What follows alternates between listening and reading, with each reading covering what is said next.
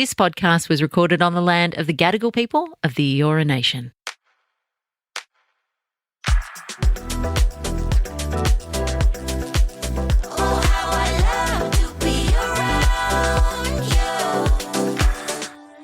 Alrighty, guys, welcome back to another episode of Mad About You. Hey. Love that from you. So last week, if you tuned in, Locke actually interviewed me, and I thought it was only fair if I returned the favour and interviewed him back. So we're going to start off with that, and then, as always, at the end of the episode, we have an Ask Mum and Dad, where we have a couple, and unfortunately, the guy in the relationship is struggling a little bit with physical touch. So let's kick things off.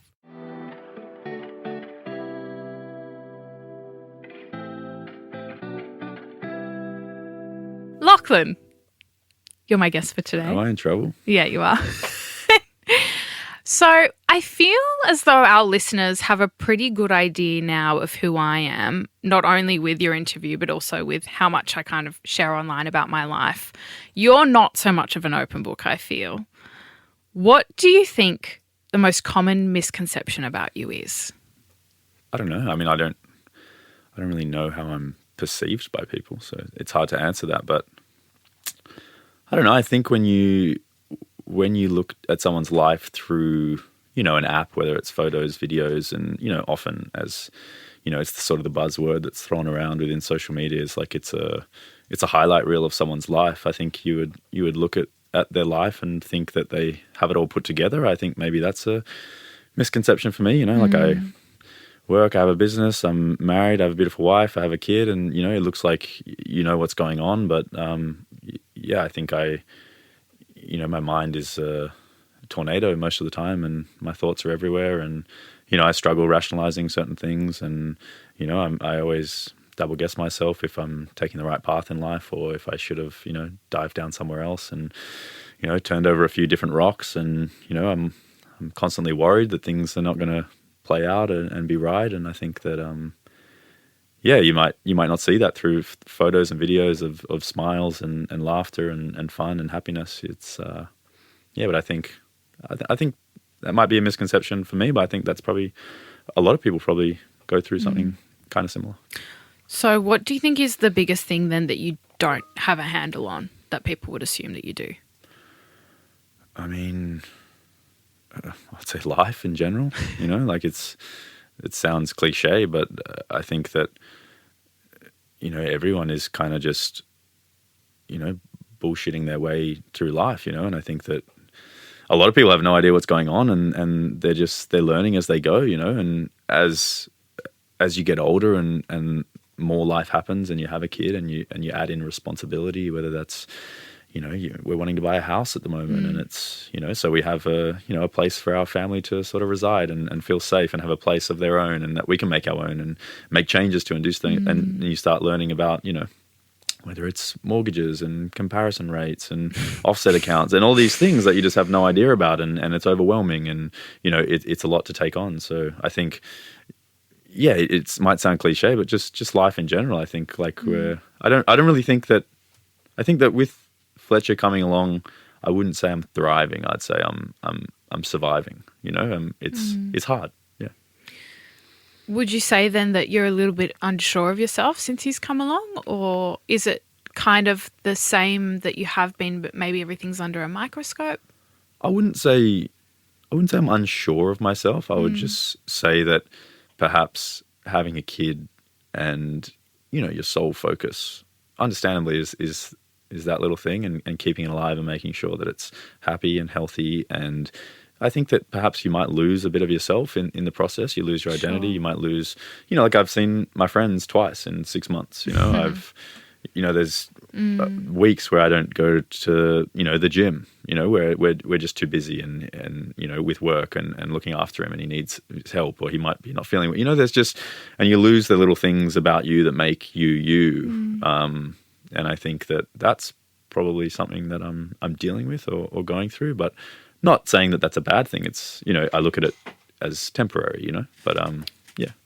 Does that have it, do you think that comes down to time, not having enough time, or do you think that your priorities have shifted and you don't quite know what that means for you yet? Combination, you know. Like, I think that for us, we're probably in quite a niche position where, you know, we work for ourselves and have different things going on, different businesses. So it's like, you know, at times you have, you know, pressing things that you need to get done, and I need to look after Fletcher for a day at a time. And then when the reverse is an option, it's like you need to look after him so I can get things done. And it comes down to just, it's priorities that have to be done, because you need to still put food on the table, and life needs to progress. It's not all, you know, roses and fun and games. But I think that's just the temporary reality for all young families and young parents. One thing that we've seen pop up a couple of times is people kind of saying that you come across a certain way on the pod every now and then. Okay, yeah. What do you have to say to those people? What do they say? That maybe you're a bit standoffish, or that you have a problem with something that I've said, or do you know what I'm talking about? Yeah, sure. I think what people forget when it comes to, I don't know, social media and online is that, like, we put forward what we choose to put forward. And also when we have our bickering and our bantering, it's like part of the, you know, personas that we put forward. It's like the Don't drop the veil. It's like the characters that we play, you know. It's like we have this little back and forth and we tease each other and we go at each other. But, you know, when we leave and we get into the car, we hold each other's hand, and I lie on your shoulder, and we, you know, speak in baby talk to each other, and we're obsessed with each other, you know. So can you give us an example of the baby talk? just because we might go at each other, or, you know, disagree with each other, or give each other looks on the pod, it's no indication of how we actually, you know, feel about each other. It's just us mucking around and trying to create sort of fun content for you guys. Perhaps it's also just the contrast between me putting myself forward in a certain way that's like so animated, and you're just naturally not really like that, you know? So maybe the comparison just makes it look like you're a bit, I don't know, grumpy dad vibes. Yeah, thanks. That's awesome. No. Yeah, I don't know. I feel like I'm such a silly, jokey, like you really are muck around person, yeah. But at the same time, I also have quite a serious side, you know. And I think for me, yeah, I don't know. Maybe it's like I don't know which one I want people to see me as. You know, I don't know if I want, you know, if people see me as the silly joker, maybe they won't take me as seriously. So I put up the serious veil because I want to be taken seriously. So yeah, I haven't actually really unpacked that in my own mind. So maybe that's something I can. Why do you think it's important for you to be taken seriously? Yeah, good question. I don't really know the answer to that. I think, yeah, good question. I don't really know. I guess. Take your time. Yeah, I think maybe like the things I've chosen to do in my life, like I'm not really sure if they're working out yet. And so I don't know, until you kind of tick those boxes and make things work for yourself, you're kind of like umming and ahhing if you've made the right choices with, the path you've taken and whatnot. So maybe I want to be taken seriously to reassure myself that I've made the right decisions. Yeah, I don't know. Good question. I'll look into it. Well, let me just say, from someone who knows you very well, that you're doing an amazing job in everything that you pursue. So I'm very proud of you, and you don't need to worry about it. But it is interesting that you feel that sometimes you need to be perceived in that way, you know, in a serious kind of way. Because, yeah, at your core, I feel like you're really soft and gooey and jovial, and you love making people laugh. So I think maybe it's like a form of like imposter syndrome. That's interesting. You know, like we have all these opportunities come knocking, and, you know, like, for example, even this podcast, you know, like we get, you know, the opportunity to speak to thousands of people, and we sit in this nice studio and we sit with producers and, you know, behind the big name of, you know, Nova, and, you know, like that to me, I'm like, why am I sitting in this studio? Like, why am I talking to a mic? Like, why are people listening? You know, it's like, what do I have to speak about? Like, you know, why am I given this opportunity? And I think to myself, like, I'm not media trained. I'm not I don't know how to speak into a microphone for an hour, like as in, but one day you just do it and you sit there and it's done, and then here I am, and we're doing it for, we're like 35 episodes in or whatever it is, and I just feel like, I don't know, should I be here? Like, do I have the right to be? Yeah, it's a tricky one. Often when we post something online, you're the one that people are finding interesting. I'm just the messenger recording you. So, Well, you always ask me that question. You go, why don't you post more? Like, why don't you, people want to see more from you. And I think it's this weird thing, and I know you see it as like an excuse, but it's honestly how I feel, like I hate doing this. Like, I hate holding up a camera and looking at myself in it, speaking to it. But if you put me in the studio and you put a camera up, or you put, you put your camera up in front of my face and you ask me a question, or you want me to be silly or something, I'm so happy to do that. But it's just this weird, like, it almost feels forceful when I'm putting up, my own phone, looking at my own face and trying to do something, because I feel like that's not real and raw or organic. Whereas if someone else is doing it, then it feels more like I can just be myself. Yeah, which is like a weird thing, because it's literally saying that the direction that the camera's facing changes how I feel about it, Yeah, so fair enough. Yeah, tricky one. Maybe I'll just set up a camera in the house so you can just always go for it. Always be ready to go. Just don't do it in the bathroom.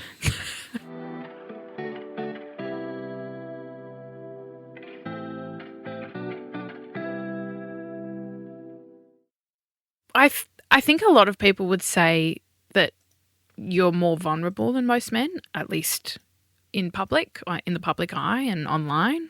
Having not always been like that, because at one point you definitely weren't.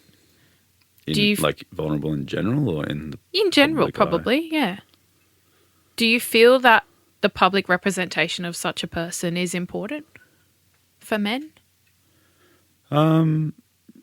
Yeah, of course. I mean, of course, I think it's important, but I wouldn't say I do it for that reason. I don't do it with any thought behind it. I don't know. I guess like a good lesson that I learned recently, probably in the last couple of years, is just to like be honest and tell the truth, and that, the best things in life happen when you're honest, and you tell the truth. And so I try to be honest with myself. And like when you asked that question before, like I had to think about it, and I had to, and I don't expect that reaction to come, but if I'm honest, that's the reaction that comes. So if I lied to you, I could have sort of hidden away from it. But I think that, the best things come from when you just tell the truth. So if that's vulnerability, then so be it. It's not easy for people, let alone I think it's harder for men to, sit there and do what you did and answer really honestly and vulnerably and cry on camera as well. Did not. So what has changed over time for you to become that kind of person, or what do you think it is that makes you that kind of person? I think in general, like as much as I don't know, maybe put up that serious front, and, when I was younger, I tried to be this big, muscly, scary looking dude, but I'm such a, I don't know, just like a little softy mummy's boy at heart, like I still have a big snuggle with my mum and lie on her lap and, have a little chit chat to her. So yeah, I think that it's, I don't really know if there's like a reason to it. I think it's just, I think the best way to be is just honest and open about your feelings, and that, the more people sort of understand you, the better it is to sort of work with you as a person, and I think if you are, battling or struggling, to let people in and chat about those things is important. But maybe in the past I wasn't the best at it, because I thought maybe it was like a sign of weakness, and that being said, I'm not perfect. I definitely, hide things and pretend like I'm okay sometimes. But I definitely let the veil down sometimes as well.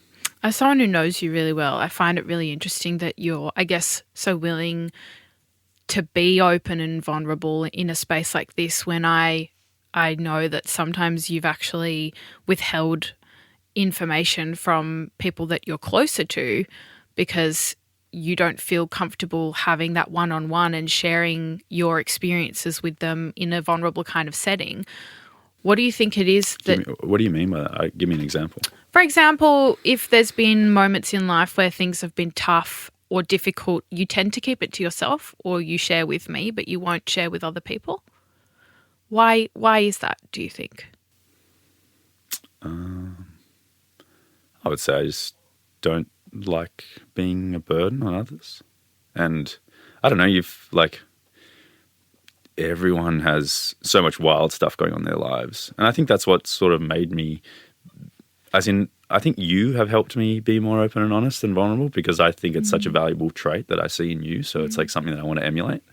But at the same time, it's like no one's really worried about you because they've got so much going on themselves, and I think that helps you with sharing in moments like this.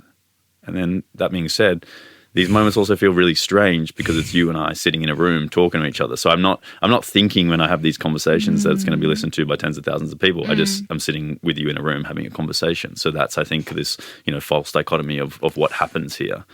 But when it comes to other people, it's just that, I don't know, I've probably been the person that a lot of people come to for help. Yes.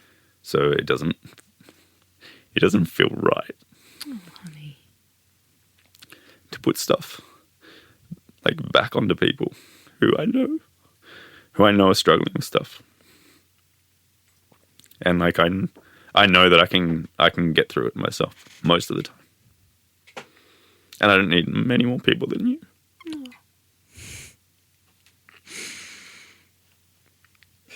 Oh. You want another cuddle?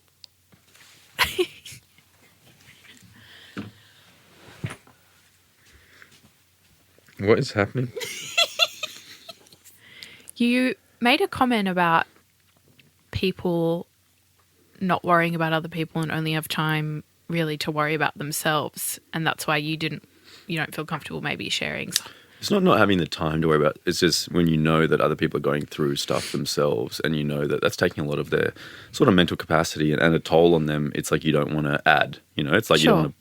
you don't want to burden them with more things to worry about or feel like they've got to help you, and you want them. You're thinking about them. You want them to help themselves. And you're very selfless in that sense. You always have been. You're always trying to put others before yourself. But when people come to you, for example, and have a chat about something that's upsetting them or bothering them, do you ever feel like it's adding to your plate? It's not adding to my plate. It probably gets me out of my own mind and into a place where I can think, about other things. Yeah, it's interesting, isn't it? When you kind of put the shoe on the other foot, you realise that it's actually not. It's nice to be there for other people. Yeah. Yeah. Love you. I love you. Almost don't want to ask this question now after all of that. Would you rather be a worm or a dog? No. What is your current relationship with yourself like?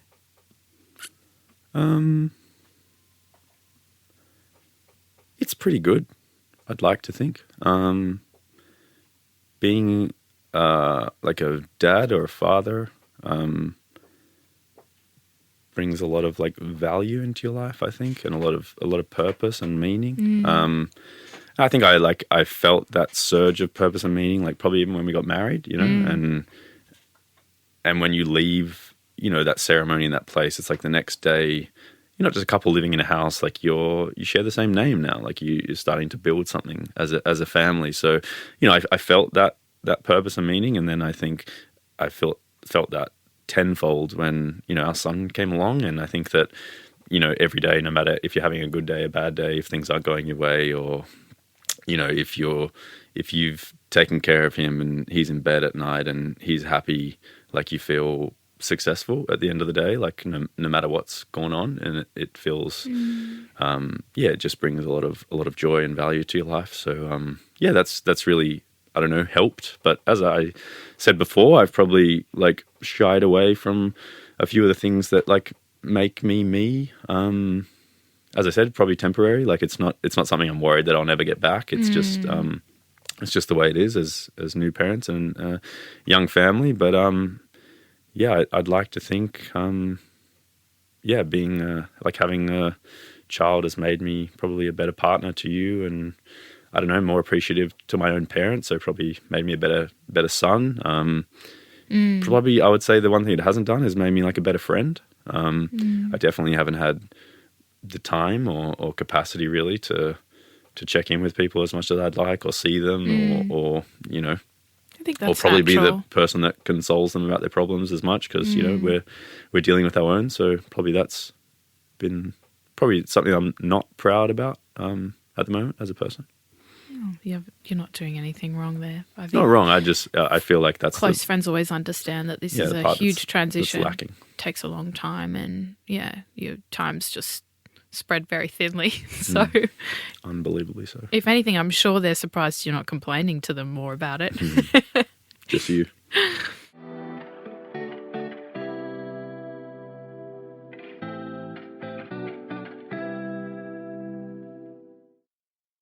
How has your image of your future changed since becoming a father? I think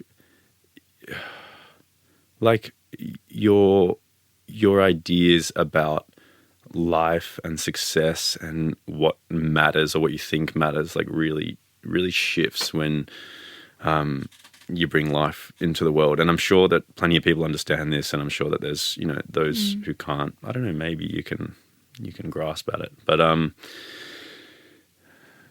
yeah, I think that like my idea of success now, like I look forward into the future, and there's things that I want to achieve in my personal life and career. Like there's goals that I have for myself, and I know that they'll feel good when I achieve them. But I'm a firm believer of, like, I've changed my mindset. I don't want to be on the pursuit of happiness. I think that the happiness is the pursuit now of the things that I want to achieve. But then that being said, I look forward now, and I think the thing that I'm like most looking forward to is, you know, sitting around the dinner table with, you know, our family that we create. And then, you know, I think about what my parents get to do now, and they get to sit around with the family they created, and then the families that we've created. And I think to myself, like, that is what success looks like down the track. You know, it's like having a dinner table full of people that you've sort of, you know, created almost, that you know, that want to spend time with you, you know, later on in life. And so, yeah, but that is also quite a daunting thing, you know, to know that you're on that path and that's the goal. But then there's so many, you know, hills and bumps along the way where you could stuff that up, you know, because, you know, I know plenty of people who don't have good relationships with their parents, and things go wrong along the way. So you just, yeah, I think you become a bit like fearful that you don't want to stuff things up along the way with your kids. But yeah, I think that's what life looks like now in the future to me, or what I'm looking forward to most is So that and I know that we'll just look at each other one day and it'll happen. Yeah. It'll be cool. So do you feel that the end goal's changed? Because at the beginning of the pod, we kind of touched on your, I guess it was your goals in a way. You kind of talked about how you feel like maybe you're not on the right path with some of them, and that obviously made you a little bit emotional. So if your path has kind of changed a little bit, do you have both as an end goal still?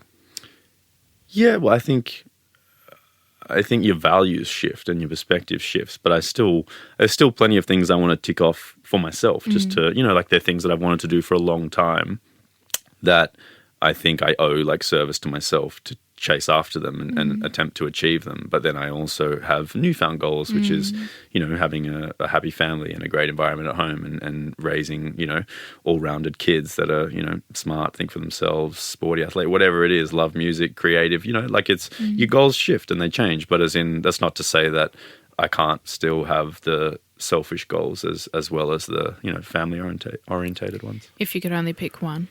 Oh, you have to choose your family, right? I would sacrifice everything. Yeah. I mean, I don't know if everyone would. Oh, I would crawl over needles for my family. Okay, so. well, I'm not going to make you do that, but we appreciate. No, you know, as in, it's not even a thought. Like I would throw away all of my dreams to help my family achieve theirs. You know, so that wouldn't bother me for a second. But I would like to obviously still chase mine if possible. Well, I will support you in any possible way that I can. You are incredible at that. Well, thank you very much, sweetheart. It was an absolute pleasure interviewing you today. And thank you for being very vulnerable for our listeners. I'm sure they appreciate it. I learned that from you. And I'm sure that everyone's enjoyed getting to know you a little bit better. Yeah, thanks, guys. And if I'm ever, a bit back and forth with Jad, just know that it's all fun and games.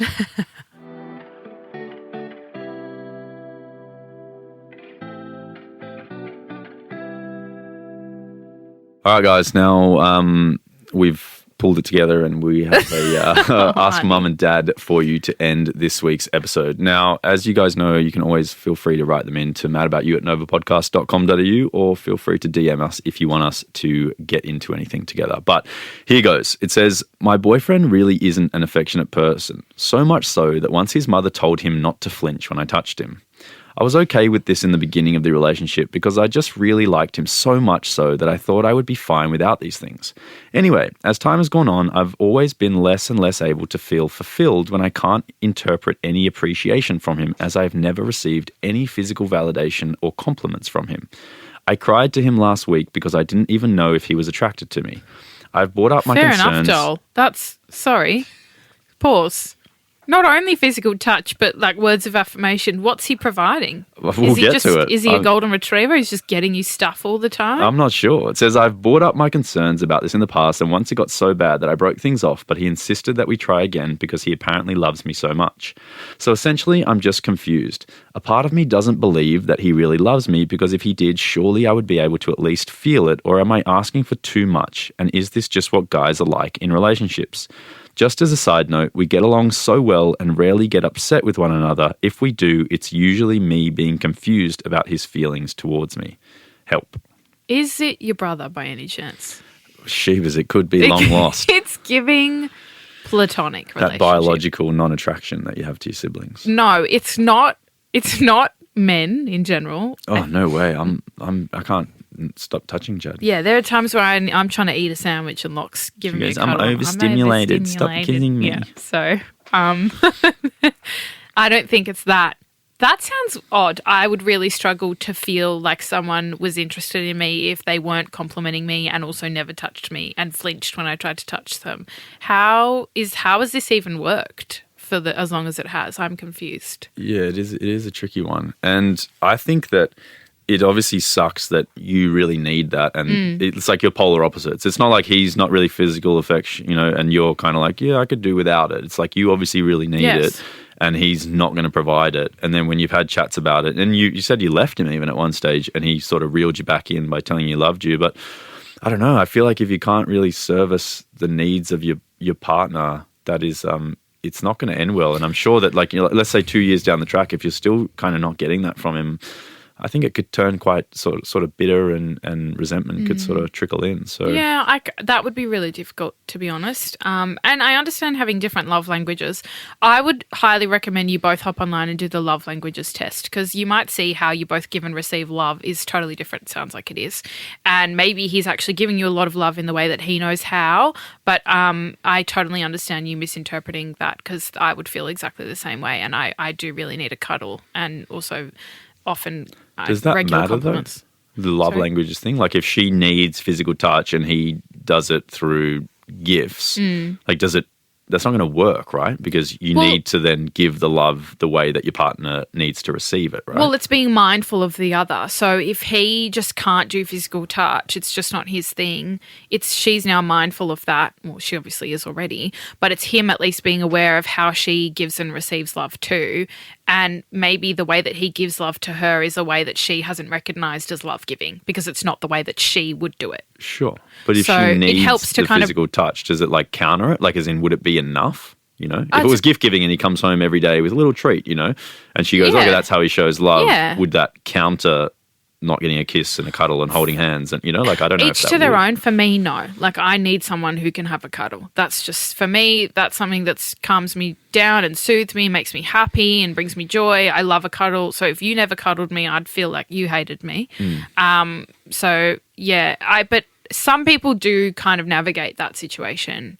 They can find a happy medium where it's like, okay, you give a little, I'll move back a little, we'll find a happy medium if you really want to make it work. But if you've already split up, I don't know, it sounds like you're on the fence a little bit. It sounds like you really need it and he's not coming to the table. Because if you split up and then you're writing to us still with the same dilemma that you're having with your partner, I don't know, in my, humble opinion, I don't really think it's going to work long term if that's something that you really need. And let me say that that's totally fine, because it'd be what I really need as well. And I don't think I could be with someone that didn't want to give me a cuddle or a kiss or hold my hand or even said any nice things to me. I think that sounds like a tough relationship to be in. Yes. So I don't know, maybe you have to I be a have little more bit intimate friendships, to be honest. Yeah, be a little bit strong next time you cut things off, and don't let him reel you back with the words "I love you," because it sounds like you need a little bit more than that. Yeah, just tell him what you need from him, and if he can't give it to you, it's time to walk away. I love it. Yeah. Interesting. That's a bit of a dire one to end on. Yeah, I'm sorry. But let us know how you go, and if you have the tough conversation with him, let us know the outcome. But tough situation to be in. Good luck. Look, you could have an open relationship, but it doesn't sound like you want that, but it could be definitely something that you threaten him with and see how he But imagine then someone just comes and touches you heaps because they're worried about you touching someone else. That would feel not really authentic. Yeah, our solution is break up or cheat. So we're not really giving cheat, good advice today. Threaten, cheat. Yeah, threaten. That's heaps. All right. Not Honestly, toxic. I don't know if any of that advice is going to help, but all the best. All the best with that one. Let us know how you go. Or 9. Oh my God, get a cat. Cuddle the cat. Yeah. Human touch is very different time to walk away. than the stroke of a cat who's been licking itself. Thanks for writing in. Guys, thank you. Another week done and dusted. We appreciate your ears every week. If you did want to leave us a review, it means a lot. And feel free to write in or DM whenever you can. We love to hear from you. And yeah, good to chat to you, even though you didn't chat back. Okay, love you. Bye. See ya.